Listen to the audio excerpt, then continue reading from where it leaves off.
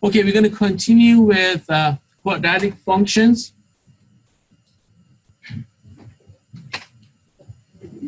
Okay, the function that we have in the form of p of x equal to ax squared plus bx plus c.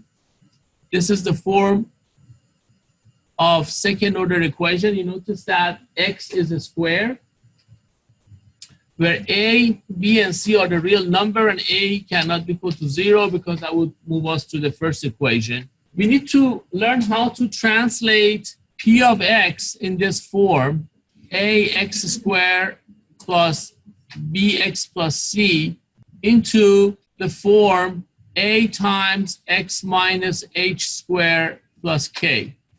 Now, both of these are the graph of parabola. We're going to look at the general form of parabola can be written in that form. When you look at p of x, what we have here is a form ax squared plus bx plus c. If I complete the square here, then I can move this from this format to this format. This form would give me the position of the vertex, maximum or minimum point of the parabola, if I write it in this form. And also this a, this value will tell me how wide or narrow my parabola is going to be. But how do I change the form from ax squared plus bx plus c into the general form? We need to perform completing the square method. To complete the square method, you want to eliminate the coefficient of x squared. This method only works when the coefficient of x squared is equal to 1. So in general, we need to divide each term by this coefficient if there is any. If you see any coefficient for x squared, that's why it says step number 1 is to divide each side by a. And then if you divide each side by a, you don't really need this constant here. So you want to move it to the other side of the equation. If you divide each term by a, this would become c over a. So you need to subtract both sides of the equation by this term here, which is c over a. That's why it says step number 2. And then you want to add b over 2a squared to both sides of the equation. Okay. This would make a lot more sense when we look at some examples. In step number 4, you want to factor them, get them into the square form, and then you isolate p of x and move on to get it into that general equation of the parabola. So let's take a look at this example here. Complete the square on p of x is equal to minus x squared minus 6x minus 8. Step number 1, remember we need to eliminate the coefficient of x squared. So I need to multiply or divide each term by -1. That's your step number 1. So I'm going to multiply each term by -1 so I don't have any coefficient for x squared. Step number 2 is I don't really need this constant 8 here. So I'm going to move it to the other side of the equation. So I'm going to subtract 8 from both sides of the equation. Now I need to complete the square here. To complete the square, can somebody tell me what do I need? What number do I need to complete the square? Somebody says 2, somebody says 9. What you need to do is you need to take the coefficient of x, always divided by 2, and you square it. That's the magic number you need to add to both sides of the equation to complete the square. So if you have 2 terms, x squared plus 6x, you need to make this as look like something square. Make sure the coefficient of x squared is 1, first of all. And then you take the coefficient of x, which is 6, divided by 2, and you square it. This is just something that you want to put it in your summary sheet. So what is 6 divided by 2? 3. Square, it's 9. Somebody said 9 earlier. Good. So that's why I need to add 9 to both sides of the equation. Once again, how do I get this 9? By taking the coefficient of x and divided by 2 and you square it. You always do that. You take the coefficient of x divided by 2 and you square it. So not only the right side of this equation is factorable, also it will give you the same binomial. So if I factor this, what do I get? X plus 3 times x plus 3. So that 9 guarantees that the right side will be something square. That's what we call it complete the square. We want to make the right-hand side look like something perfectly squared. So that 9 helped me to do that.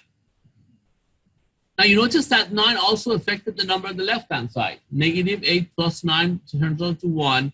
So now if I solve for P of X, see what happens. I need to move the 1 and I need to multiply each term by negative 1. So this is my P of X. See, originally my P of X was minus x squared minus 6x minus 8 before I complete the square. After I complete the square, my P of X looks like minus x plus 3 squared plus 1. This is a general equation of the parabola. By just looking at this, I can tell where the maximum or minimum point on my parabola is. Because if I write my parabola in that form, the position of the vertex would be h and k. So if I go back to here, what's position of my vertex here then? What's the position of the vertex? What's my h here, anyone? This is my equation. The equation is a x minus h squared plus k. So let's write the equation here. A x minus h squared plus k. That's the general equation of the parabola.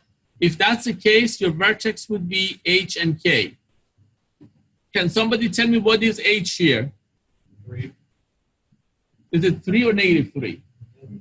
Because that we have this minus as part of the formula, right? So if I want to write the P of X in that exact form, really, is minus x minus minus 3, isn't it? Plus 1. You see, your h is negative 3, right? What is your k? 1. K is 1. Very good. So therefore, the position of the vertex can be found that way. Now, if a is less than 0, what that means is your parabola would open downward. It's kind of like this, right? So it means your vertex would be your maximum point. And then also, if it's a is greater than 0, the parabola opens upward. If a is greater than 0, the parabola opens upward, like that. So it means your vertex would be located at the minimum point. Okay. The width of the parabola can be determined by the value of a. If value of a is between 0 and 1, the parabola would be wider if it's between 0 and 1, if it's narrower if it's greater than 1. Okay. So these are the facts that you definitely want to include in your summary sheet. So to graph this, P of X is equal to minus x plus 3 squared plus 1. First of all, we know this parabola is going to open downward, right? It's going to be somewhat look like that, because if the a is less than 0, the parabola opens downward. So your maximum point or vertex is your maximum point on your parabola. We already established that the vertex would be minus 3 and 1. This is minus 3 and 1. That would be a position of your vertex, minus 3 and 1. So as you can see, the vertex is minus 3 and 1. And this parabola is shifting from the origin 3 units to the right or left.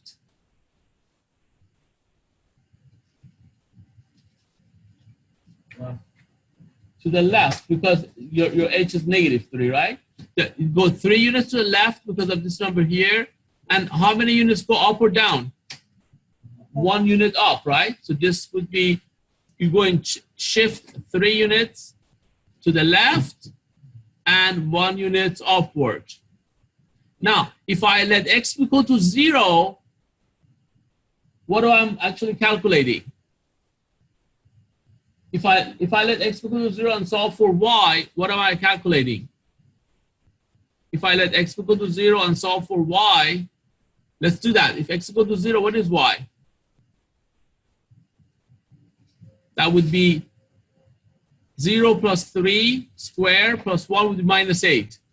So this is really your y-intercept. This is where you're probably going to intercept y-axis. These are the really important point on your parabola that you want to know how to calculate. So you want to be able to calculate the y-intercept by letting x equal to 0. You can just look at the equation and find the vertex, because you need to know where the vertex is.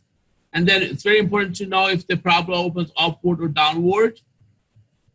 And then here we're finding another point when x equal to like -1, substitute that, and y would be equal to -3.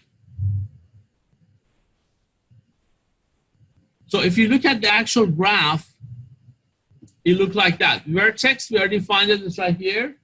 Y-intercept, we find it right here. Now, any point to the right and left of the vertex would be a mirror image of this line here. That's why this is called axis of symmetry. So the axis of symmetry always passes through the vertex. Because my vertex was -3 and 1, the vertical line that passes through point -3, its equation would be x is equal to -3. So this would be the axis of symmetry. As you can see, we have the vertex here by looking at the equation. We calculated the y-intercept, and we kind of confirmed that this is a mirror image of this line of symmetry by substituting some numbers here to the right and left of that. And you can see that nicely they are mirror image of each other.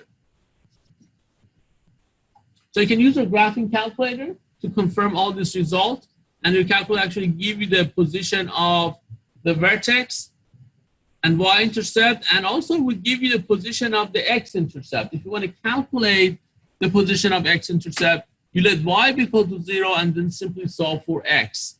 Because it's a second order equation, you expect to get 2 solutions for x. That's why we get to 2 x-intercepts here. Your graph going to intercept x-axis at 2 points. Now the range and domain is pretty obvious here. The domain would be all real numbers because it's getting wider and wider from both sides and cover all the x-axis. The range would be from the maximum point all the way to -infinity. And as you can see, from where to where your graph going to increase, from -infinity to up to this point here, your graph is increasing, and from that point on, your graph is decreasing. Now, on this page, they're kind of calculating the position of vertex by going through this calculation. The very first thing that you want to remember from all these calculations here on this page is x position of the vertex. You want to write down on your summary sheet that x position of the vertex would be always equal to minus b over 2a. And really, this is the only information that you want to remember or memorize from all these pages that we have, all these calculation pages we have on this page. Now, why is it so important? You don't even have to worry about this one, this portion here. Just remember the x position of the vertex would be always equal to minus b over 2a, where the p of x is given to me as ax squared plus bx plus c. Remember, if the p of x is given to me as a times x minus h squared plus k, just by looking at this formula, I can see the position of the vertex is h and k. However, if the equation is not given to me in that form, instead of going through completing the square method and get it to this form, this is kind of like a shortcut to remember that x position of the vertex always would be equal to minus b over 2a. Graphing a quadratic function, we want to graph p of x equal to 2x squared plus 4x plus 6. I'm going to pause the session for a moment. For those of you watching this later at home, now is a good time to pause the session. And I want to see if you can find the vertex using the shortcut and also completing the square to find the position of the vertex on this one. Remember, we said we're going to remember the x position of the vertex, and we're writing it in red. V of x is equal to minus b over 2a. My a in this case is equal to 2. My b is equal to 4. and my C is equal to 6. All right, so B is 4, so it would be minus 4 over 2 times your A is 2 here. It would be minus 4 over 4, which is equal to minus 1. So my X position of the vertex must be minus 1. What is Y position of the vertex? You just substitute. If X is equal to minus 1, you want to know what P of X or Y is.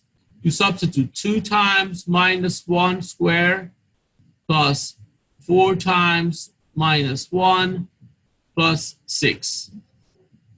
So that gives me just 2, this is 1, minus 4 plus 6. So give me minus 2 plus 6, which is equal to what? 4? So this is the position of my vertex. Is this parabola opens upward or downward? Upward, right? So if this is my graph, I know that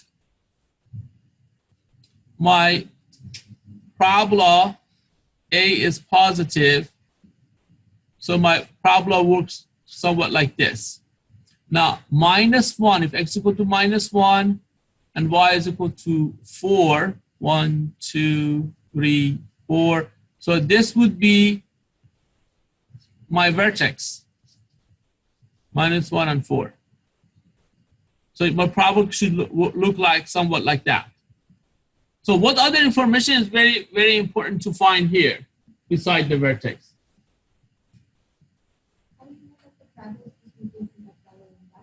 Okay. Why do we know if the parabola is facing up? Anybody wants to answer that? Negative. Because of A. If this coefficient is positive, the parabola opens upward. If A is negative, the parabola opens downward. That's something you want to put it on your summary. Okay? So I know my parabola going to open upward, and this would be a minimum point. What other information is really essential for me to graph this? Y-intercept. The next thing you want to find after you find the vertex, you want to look for y-intercept. And that's the easiest one to find, actually, because I'm going to continue my chart. How do you find y-intercept? You let x equal to what? 0. If I let x equal to 0, that would be 2 times 0 squared plus 4 times 0 plus 6. So what is that equal to? 6. So if x is equal to 0, y is equal to 6. So right there, let's extend this line here.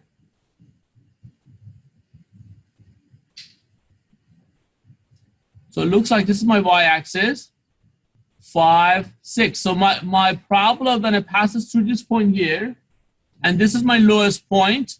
And what's my line of symmetry going to be lying on? Going to go right through the vertex, right? I'm going to draw the line of the symmetry right through my vertex. So adjustment here. So my -1 is right here, really. Okay? So this is my line of symmetry. So it means that this distance here would be the same distance here then, right? Kind of like a mirror image. If I know this point here, if I know this y-intercept is 0, 6, if this point is 0, 6, right? And this is 1. So if I go 1 unit to the right, this would be my other point, which is -2 and 6. Does that make sense? -2 and 6. Just by knowing my vertex and y-intercept and the position of the line of symmetry, I pretty much have my graph right there. So roughly my graph should look like that, right? That is my parabola. Is this going to intercept the x-axis? No, not in this case. What is the domain? The domain is what? What is the domain? Domain would be a value of x such that, is there a restriction? Just gonna get wider and wider, cover all the numbers from the 0 to infinity. It's gonna get wider and wider. So it would be from negative infinity to positive infinity, right? All real numbers, all real numbers. All real numbers would be my domain. How about range? What's my range? Value of y such that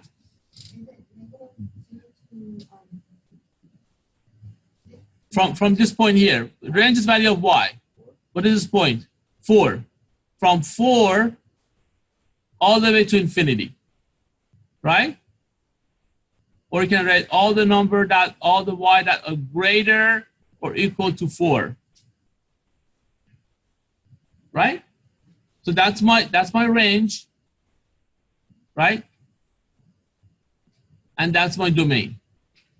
Now, if I didn't want to use this shortcut, in order to find the equation of the parabola, this is what I have to do.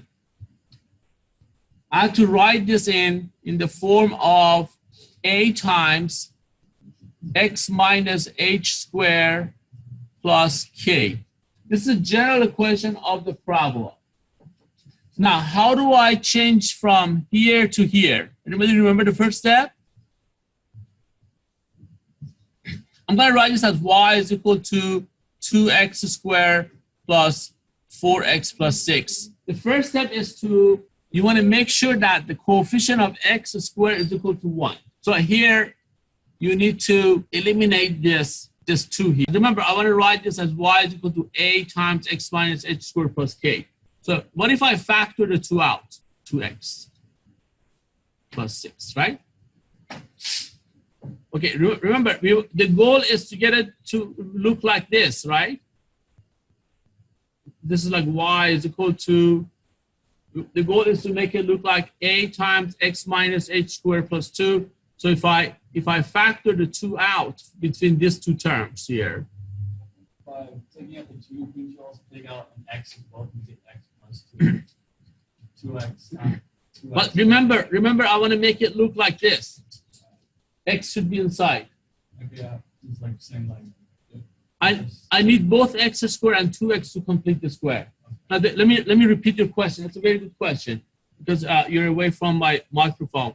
The question is, could I just factor the x also? We don't want to have x out here. Look at we're comparing this to this. We're trying to make the equation look like this, right? And outside this parentheses, do I have any x? No, I only have a number, right? So I do not want to move any x out here. I just want to have a number here because the goal is to make it look like this. Okay, very good. So now I need to perform a completing square only on these two terms. Remember the method? What do I need to add? Recording. So instead of getting the equation from this form, 2x squared plus 4x plus 6 into a times x minus h squared plus k, you could use minus b over 2a shortcut to find the x position of vertex. As you can see, we factored the 2 out, and we found what we need to add inside this parentheses to complete the square. We take the coefficient of x, which is 2 divided by 2, and you square it. And we notice that we need 1 to complete the square.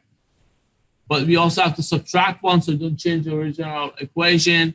And this 2 belongs to each term. X squared plus 2x plus 1 would be factored to x plus 1 times x plus 1. So here we get 2 times x plus 1 squared. And this 2 also belongs to this minus 1. We move it out of the parentheses, becomes minus 2 plus 6. So that k is your y position of the vertex. So once again, it's a lot easier to simply use minus b over 2a to find the x position of the vertex. So let's go back to our PowerPoint presentation and continue with what we started. So here, this is the equation that we kind of explored. So let's see. For this quadratic function, a is equal to 2, B is equal to 4 and C is equal to 6. And you notice that X position of the vertex will be minus B over 2A, which is negative 1. And then we find Y position of the vertex is equal to 4 now. We already calculated that. The vertex is minus 1 and 4. And then the Y-intercept would be 0 and 6. If I let X equal to 0, Y would be equal to 6. So once we find that, we can come with a couple of more points to the right and left of the line of symmetry. So these were very essential points. X equal to minus 1 and 4 is the position of the vertex. We know we're probably going to open upward because A is positive. Once we find the Y-intercept, we can draw the line of symmetry, X equal to minus 1, to kind of find our parabola. As you can see, this parabola is not going to pass through X-axis. There's no X-intercept. So if you let Y be equal to 0 and solve for X, you would notice that you cannot find a real number for this quadratic equation. You get no solution there because your graph is not going to pass through X-axis. And the axis of symmetry is equal to X equal to minus 1. So the vertex of the graph of P of X equal to AX squared plus BX plus C is the lowest point if A is greater than 0, right? Because if the A is positive, your parabola is going to open upward, right? So the vertex would be your lowest point. If A is less than 0, your parabola is going to open downward, then the vertex would be your highest point. So this is called extreme points or extrema points, where your H and K would be either at the lowest point or at the highest point, depending if A is positive or negative. And these two figures also confirm the same concept that we talked about. If A is positive, your parabola opens upward. This would be your lowest point. And if A is negative, the parabola opens downward, and the highest point would be where your vertex is. So let's take a look at these two examples. Given the coordinate of the extrema point or highest or lower point of your parabola for these two examples. Okay, the first one is P of X equal to 2X squared plus 4X minus 16. The second one would be P of X equal to minus X squared minus 6X minus 8. Now, what do we have to do to find the lowest or highest point of any parabola? What's the first thing you have to look for? The position of what? Position of vertex. Because if I know the position of vertex, that would be the lowest or highest point. So I have to go back to using that little shortcut, V of X equal to minus B over 2A. Remember that? So that would help. So for the first one, you either have to rewrite this, complete the square like I showed you, get it to this form to find the position of the vertex, or use the shortcut minus B over 2A. Okay. In this example, A is greater than 2, so this parabola opens upward, so this point would be the lowest point or minimal point, minimal value. You can confirm that using your calculator. Now, in this one, this A is negative. It means the parabola opens downward, and your position of the vertex would be your highest point. Again, instead of converting this into this form using completing square method, you always can use V of X equal to minus B over 2A. That would be a lot easier. Okay, so again, you can confirm the result also with your calculator that this would be your maximum point. And you know this would be a line of symmetry going through the parabola. It would be X is equal to 2. So you can let X equal to any number like 8, find the corresponding value for Y. In this case would be 69. And these are the given points on that. If I use a given point, they're giving me if X equal to 8, Y is equal to 69, I can use this information for X and Y to find the value of A. So simply for each Y, you put 69. Okay, for each x, you're going to put 8, and then the only unknown is a. That's how you can see how wide or narrow your parabola going to be. So that would be the equation of your parabola. P of x equal to 2 times x minus 2 squared minus 3. So if you go ahead and expand this and distribute the 2, you can get the P of x in terms of the general form, and that is the equation of the parabola. So there are a couple of application problems here that we can explore. They're giving you the points. If you use your calculator, you can locate the points, and from there you can actually find the equation of the parabola and confirm the position of the vertex using minus b over 2a, and also find the corresponding value for y to also confirm the result using the calculator. There's another classical example, distance and the height when you project an object in the air. This is the formula that's given to you. The initial velocity and initial height is given to you. And this would be a good example to take a look at it. And if you have the second order equation, we have minus 16 t squared plus 80t plus 100. You can confirm the position of the y-intercept and x-intercept, and even the highest point, the vertex, using your calculator, and find the information they're asking you. Again, x position of the vertex always can be found by minus b over 2a, and find the corresponding value for y, and then we can answer all those questions they're asking. Like after 2.5 seconds, the ball reaches the maximum point, which is your vertex. And again, you can confirm this result using your calculator. You can also use your calculator for looking at where these two lines intercept to answer the same questions and confirm that with your calculator. The last thing that we want to look at in this section is the equation of the circle. When you have a circle, the center of the circle would be h and k, and the radius would be that. So this would be the equation of the circle where the circle is appeared to be at the origin. Okay, make sure you have this in your summary sheet. X squared plus y is equal to r squared. R is the radius. This is where your circle is not moving. Once you start moving your circle, the center, the equation will become x minus h squared plus y minus k squared, and h and k is the center of your circle. Okay, so if you know the center and the radius, you should be able to write the equation of the circle. In this couple example, I'll show you how to do that. And then you may need to complete the square also for these kind of problems to write the equation of the circle. In this case, we know the position of the center, so it's shifting 4 and 3. So it would be x minus 4 squared plus y plus 3 squared equal to 25 because the radius is 5. And then you can see how this circle is moving.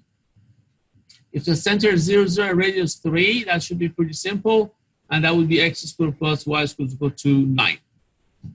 So now we need to do some examples, more examples here to really grasp all these topics.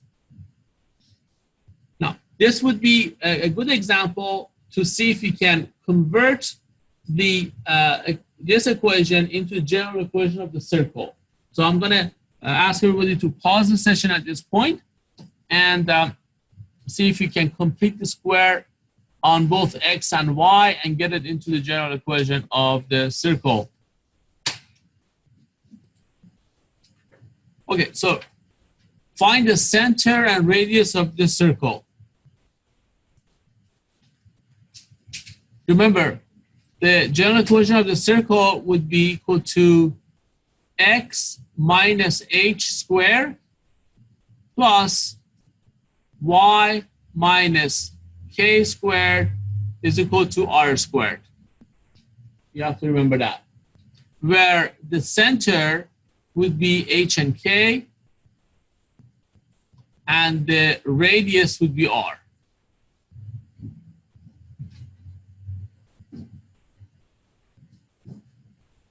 Okay, so I need to collect all the terms that contains x on them, which is this two case, and perform the completing square on this one, and also collect all the terms that contains y in them and complete the square on that one.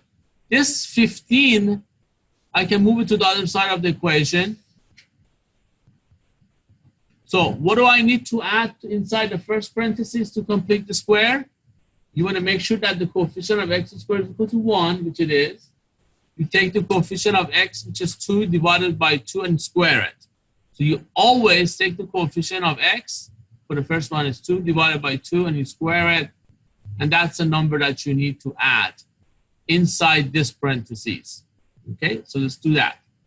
So here I get x squared plus 2x. I'm going to put plus 1. Again, why I find 1? By taking the coefficient of x divided by 2 and square it. And also I need to subtract 1, so I don't want to change the original equation here. Okay.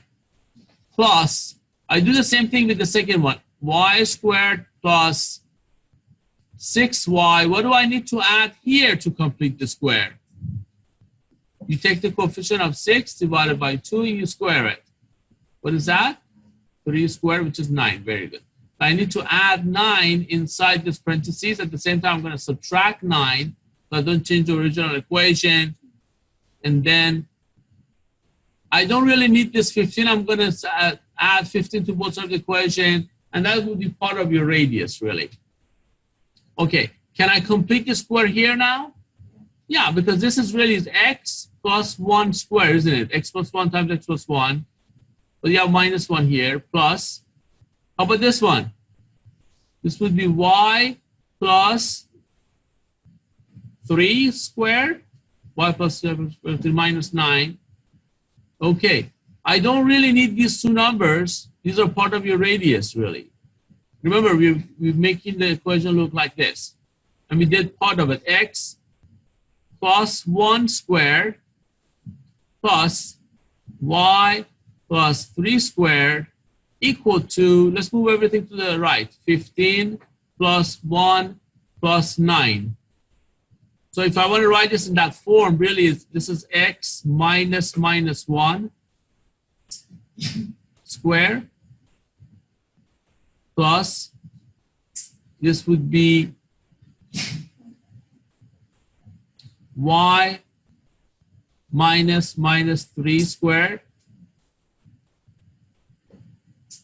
equal to 25. So what is my h? X minus h. X minus minus 1. What is my h? Negative 1. What's my k? Negative 3. So the position of the center would be what? Center would be negative 1 and negative 3. What's my radius? Square root of 25, right? Because this is r squared. R squared is equal to 25. So my radius would be square root of 25, which is 5. So I find my radius to be equal to 5 and find the position of my center by completing square twice. Okay. So you're going to complete the square on both x and y. You collect all the x together like we did, collect all the y together like we did, and then you have to figure out what you need to add here. We take the coefficient of x divided by 2 and you square them. So this would be 2 divided by 2 squared is 1. 6 divided by 2 squared would be 9. So everybody see how we got that? So you add that. As you can see, you have to add it to both sides. We add it to one side and then move that. That's either way. So now we can complete the square. There it is. So the center would be negative 1 and negative 3. And the radius is 5.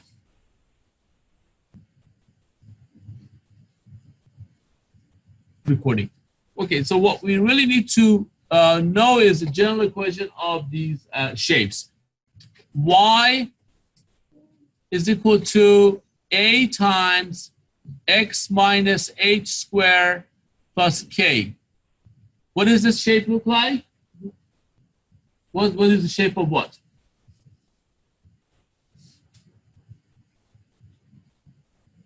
Not circle, parabola, right? When one is a square and the other one is not a square, is a parabola. So like the easy shape would be y is equal to x squared, right? You see how this y is not square, x is a square, or you can put x equal to y squared. That's also a parabola open on horizontally. So this would be a parabola that open vertically on y-axis because x is a squared. And then from here, I can know the position of the vertex. What's the position of vertex here? H and K. And then A would tell me if A is positive, the parabola opens upward. If A is negative, the parabola opens downward. And the line that going through the vertex is line of symmetry. And we looked at some examples as how to find the